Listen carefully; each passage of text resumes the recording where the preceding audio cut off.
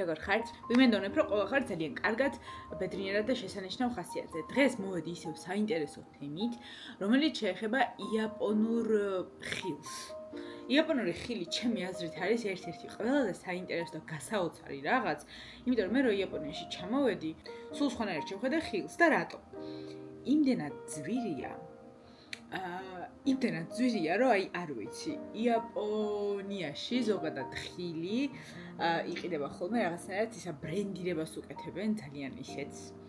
მაგალითად, შეიძლება იყოს მარწყვი რაღაცა ბრენდირებული, შეიძლება იყოს ვაშლი რაღაცა ბრენდირებული და ღირდეს 5 მაგი და 10 მაგი და 20 მაგი.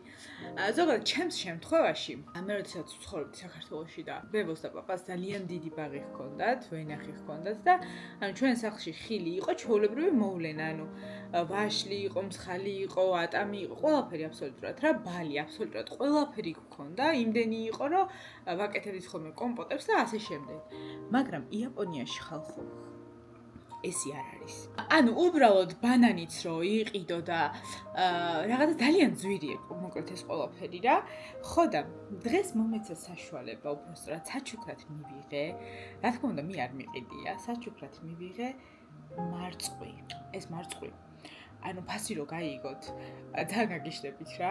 და სანამ გავაგრძელებ ამ ვიდეოს, მინდა რომ ძალიან დიდი მადლობა გადაგიხადოთ ყველა იმ ადამიანს, რომელიც ძალიან დიდი სიტყვოთი ვიწერს კომენტარს, რომ ძალიან კარგი გოგო ხარ, მოწონს შენი ვიდეოები, რომ ელოდებით ვლოგებს და ელოდებით ამ საინტერესო რაღაცებს, ძალიან мотивაციას მაძლევს ეს ყველაფერი და მადლობა დიდი და ბოდიში რომ ვაგვიანებ ხოლმე ვიდეოებს, იმიტომ რომ მართლა ძალიან ბევრი საქმე მაქვს ხოლმე და ძალიან მიჭირს ეს დროში ყველაფრის მოსწრება. ვეცდები რომ ყოველ კვირას ერთი ვიდეო მაინც ავტვირთო ხოლმე. ხო და ახლა გავაგრძელოთ ვიდეო. აი ესე გამოიყურება. ეს არის დაახლოებით 1 კილო მარწყვი. არის 2 სხვადასხვა ჯიშის და ნახეთ. აი შეფუთვა. აი ესე გამოიყურება. კიდევ ერთი რაც არის კარგი, კი არის ძვირი, მაგრამ იაპონიაში ზოგადად მარწყვი არ არსებობს მჟავე მარწყვი, ყველა მარწყვი არის ტკბილი, რა ქვია მას, სათბურებში გამოყავთ და სათბურების მარწყვი, მოკლედ შეხედეთ.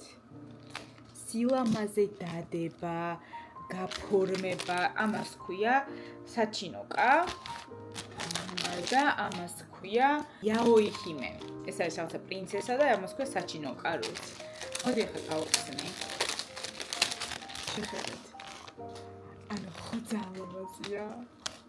ძალიან და სუნი აქვს. მარწყვის ბაღი დაგიდესო გეგონება წინ. ისასწაული სუნი აქვს. და ეს მეორე. ეს არის საჩინოკა. რო შეხედო, ფერსაც ეტყობა, რომ ეს აქეთა არის უფრო წითელი ვიდრე ეს. ხო ეტყობა. 1 კილო მარწყვი, ბრენდირებული, რომელსაც აქვს შესანიშნავი სუნი და დარწმუნებული ვარ, რომ გემოც აქვს შესანიშნავი, ორივე ერთად ღირს $45. რომ მომკლა და ფეხებიდან დამკიდო, ამას მე არ ვიყიდი. $45 1 კილო მარწყვში რა გადამახდებინებს. მე ეს მივიღე საჩუქრად. მადლობის ნიშნად იცოდა ამ ადამიანმა რომ მიყვარდა მარწყვი და მიყიდა მოკლედ და მაჩუქა ეს მარწყვი, მაგრამ ფასი კი არ მითხრა, მაგრამ ეს ადგილი, ეს ამას ქვია ნოდაიჩიგოე. ეს ადგილი არის ცნობილი მარწყვით რა. ხო და გაგონილი მქონდა. და უბრალოდ ინტერესის გამო ავდექი და შევამოწმე რაღაც მეთქი და გულმა მძუძგა. და გავსინჯა ორივეს. ეს ცოტა წითელი. ესეთია. ნახეთ როგორია. ესეთი. და ყველა არის თითქმის ერთი და იგივე ზომის. და არანაირი შელახული არ არის მოკლედ. წავით, აბა შევჭამ.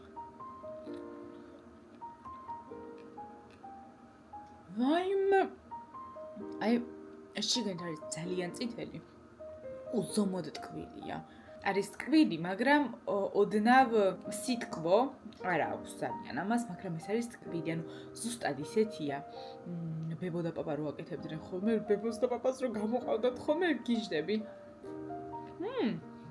ეხლა განახებ როგორ ჭამენ იაპონელები მარწყვლს. ზოგადად იაპონიაში არსებობს მარწყვის სათბურები, სადაც მიდიან 1 საათი ღირს დაახლოებით არის $25 და 1 საათი შეგიძლია იქ ჭამო რამდენიც გინდა. მოკლედ დადიხარ ეს სათბურებში და ჭამ. და არის აი ეს მაგალითად მე ვიყიდე იმაში რა ქვია მაღაზიაში, ქართულად არ ვიცი რა ქვია ზგუშოვნი.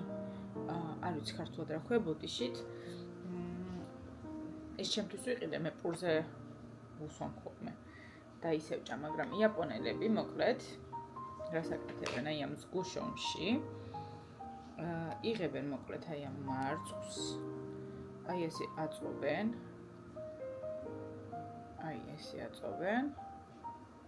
და ჭამენ.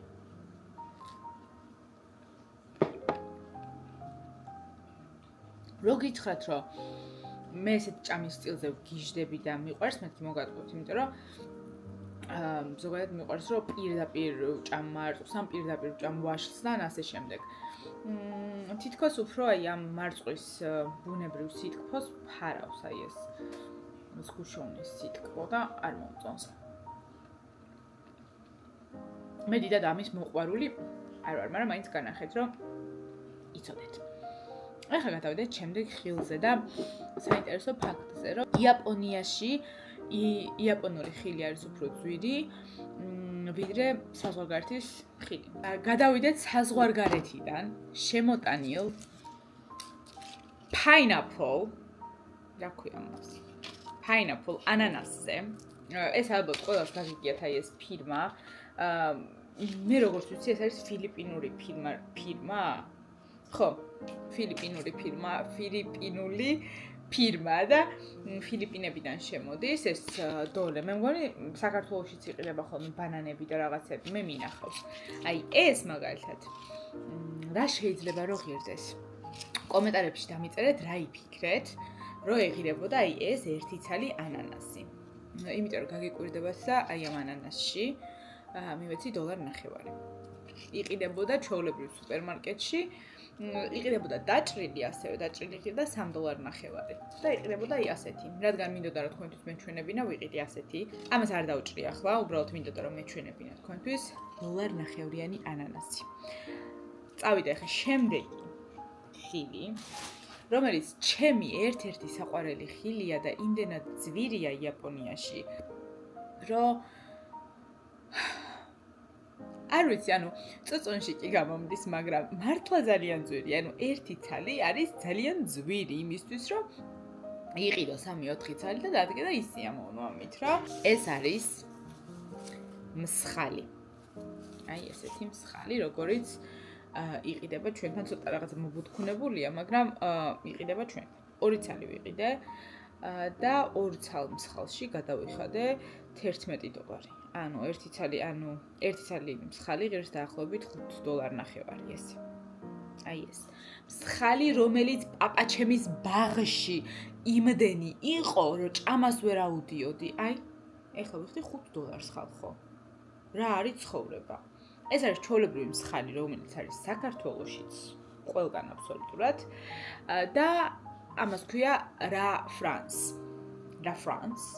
არის ჩვეულებრივი მსხალი, როგორც არის ხოლმე ჩვენთან. ანუ მსხალი კი სხვადასხვა მსხალი კი გვაქვს საქართველოში, მაგრამ ეს არის ესეთი მსხალი, რომელიც საქართველოში ძალიან ჩვეულებრივად იყიდება, ყველგან იყიდება მოკლედ რა. და შემდეგ აქვთ კიდევ იონაში. იონაში ეს არის იაპონური მსხალი, რომელიც არ მკითხოთ ფასი, ღვიძლს გავაყიდინებენ და შეიძლება დაგამატებინონ კიდე ზემოდან ფული ისეთი ძვირი ღირს.